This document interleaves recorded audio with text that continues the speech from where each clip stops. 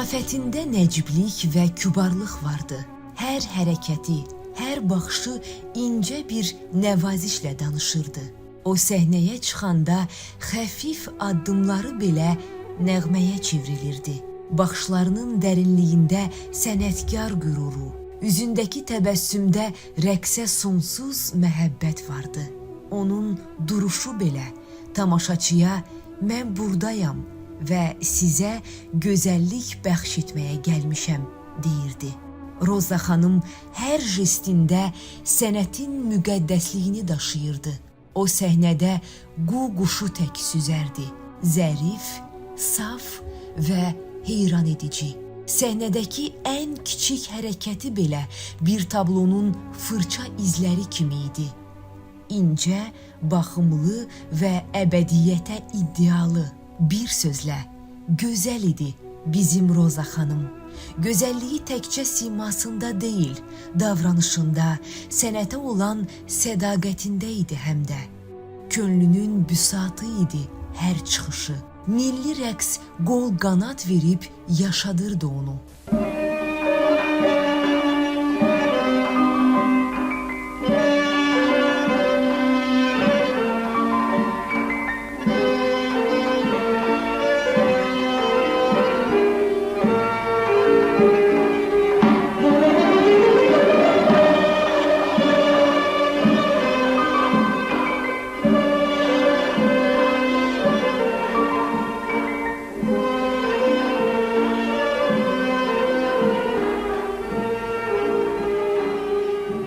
Ömrünün 65 ilini böyük eşqlə sənətinə həsr etdi.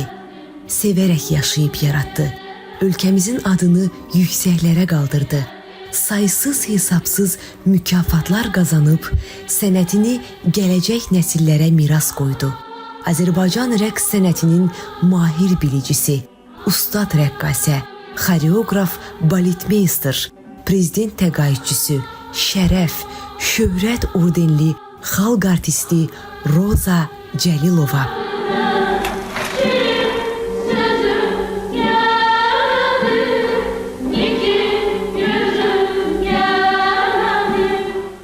Azərbaycan milli rəqs sənətinin canlı əfsanəsi Roza Cəlilovanın bu əngin sənətdə qoyduğu imza, tutduğu yer bənzərsizdir.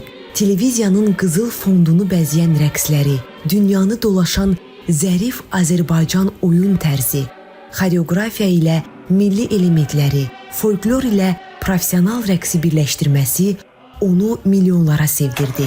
Məndən ayağı kəsən gözəl, Gügən azlana nazlana, xanım nazlana nazlana. Aşığından sən gözəl, aşığından sən gözəl, Gügən azlana nazlana, xanım nazlana nazlana. Sən gəl nazlana nazlana, Zeynəb nazlana nazlana, xanım nazlana nazlana, bana nazlana. Zirvəyə gedən yol 1937-ci ildən başladı. Rozanın 8 yaşı olanda, yəni atanın qızını balerina görmək istəyi onun həyatını büsbütün dəyişdi. Böyük həvəslə balet məktəbinə gedən qız xoreografiyanın sirlərini öyrənməyə başladı. Amansız müharibə 1942-ci ildə Rozanı atasız qoydu.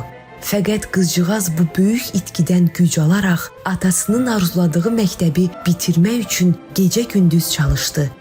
Düz 9 il balet rəqsinin sirlərini öyrəndi. Həmin ərəfələrdə azyaşlı Rozaya təqaüd verirdilər ki, balet sənətini tərk etməsin. Nə qədər çətin olsa da, həm orta, həm də balet məktəbini uğurla başa vurdu o. Opera və balet teatrının balet truppasında çalışdığı illərdə ən gözəl solo partiyaları ona həvalə etdilər.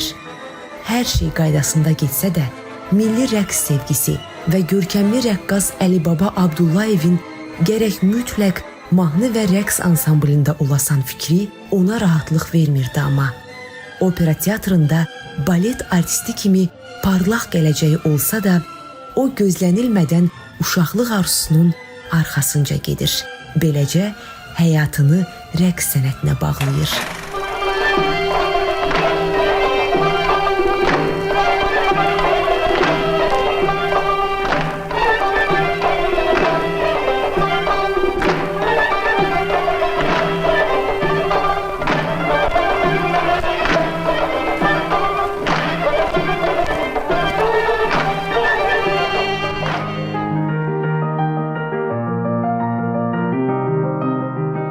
Öz fəaliyyətə yenilik, peşəkarlıq gətirən gənc qız təbii ki, ilk gündən özünü, bacarığını büruzə verməli idi. Belə də oldu. İstedadla yanaşı, xoreografiya məktəbindən əxs etdiyi professional hazırlıq da vardı axı. Professional rəqslə folkloru məharətlə birləşdirməsi onu bütün rəqqaslardan fərqləndirdi. Lirik sujeti, bədən plastikası və kəpənək uçuşunu xatırladan zərif əl hərəkəti ilə rəqqasə hər bir rəqsində mükəmməl, bitkin bir sənət əsəri yaradırdı.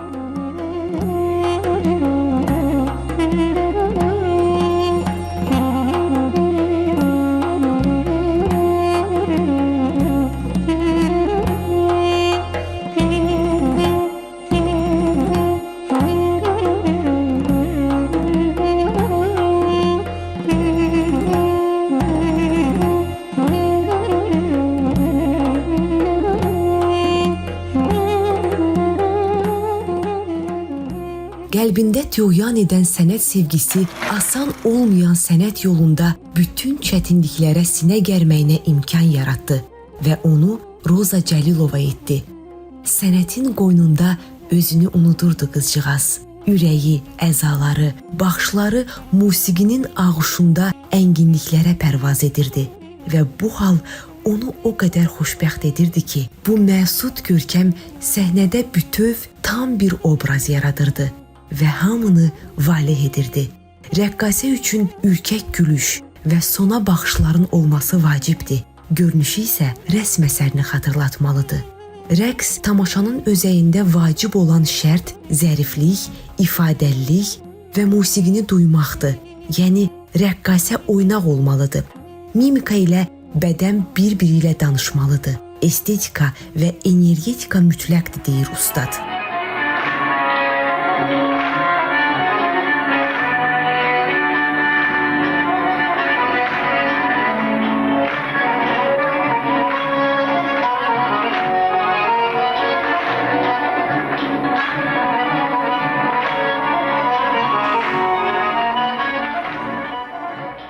Bax, budur sənətə olan sönməz ilahi sevgi. Roza Cəlilova gərgin fəaliyyəti sayəsində Azərbaycan rəqs sənətini yaşatdı. Rəqs də əvəzində ona şöhrət qazandırdı. Bütün küskünlükləri, maneələri birlikdə adladılar. Roza xanım heç vaxt məsləkinə xəyanət etmədi. Gərək sənətinə sadiq olmağı da bacarasan axı. Rəqqasə parlaq ifaçılığı ilə yanaşı uzun illər xoreograf kimi də fəaliyyət göstərdi.